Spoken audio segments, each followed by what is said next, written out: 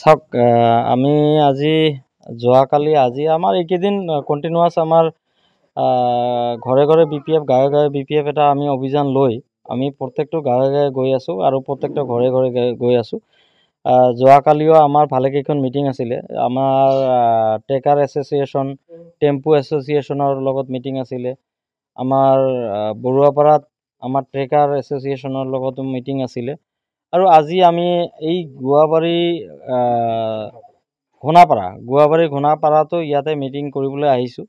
আৰু বিশেষকৈ এই গুৱাবাৰী বা বাহাদুৰপাৰাত এই অঞ্চলটোত আহিছোঁ আৰু এই অঞ্চলটোত আহি আমাক মিটিং কৰি যথেষ্ট ভাল লাগিছে এটা কাৰণতে, কাৰণ এই অঞ্চলটোত যোৱা বিগত 5 বছৰত UPPL চৰকাৰে না একো কৰিছে না একো দিছে, কিন্তু আমাৰ BPF দলৰ আমাৰ যিজন আমাৰ বিধায়ক আছে, এই বিধায়কে ইতিমধ্যে আমি য'ত মিটিং কৰি আছোঁ এই গুৱাবাৰী আৰু বাহাদুৰপাৰাৰ যিটো কানেক্টিং ৰোড, হালাং বাজাৰৰ যিটো কানেক্টিং ৰোড, এই ৰোডত এটা ইতিমধ্যে RIDFৰ পৰা এটা ব্ৰিজ ইয়াতে চেংচন হৈছে। আৰু অনতিপলমে ইয়াত মাটিৰ কাম কাজখিনি কমপ্লিট হোৱাৰ লগে লগে এই ব্ৰিজটো টেণ্ডাৰ হ'ব।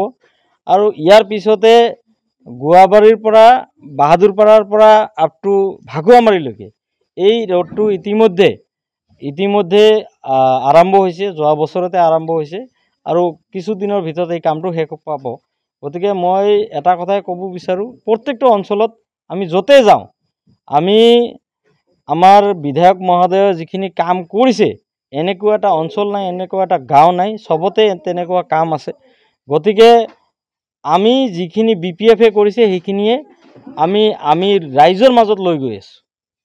এইখিনি কথা ৰাইজৰ মাজত লৈ গৈ ইয়াৰ ফিডবেক আমি লৈ আছোঁ আৰু ইয়াৰ ফিডবেকটো আমি যথেষ্ট ভাল পাই আছোঁ। ৰাইজৰ যথেষ্ট আমি সঁহাৰি পাই আছোঁ। আমি সৰুকৈ মিটিং আমি লৈ ৰাইজৰ মাজত গৈ আছোঁ।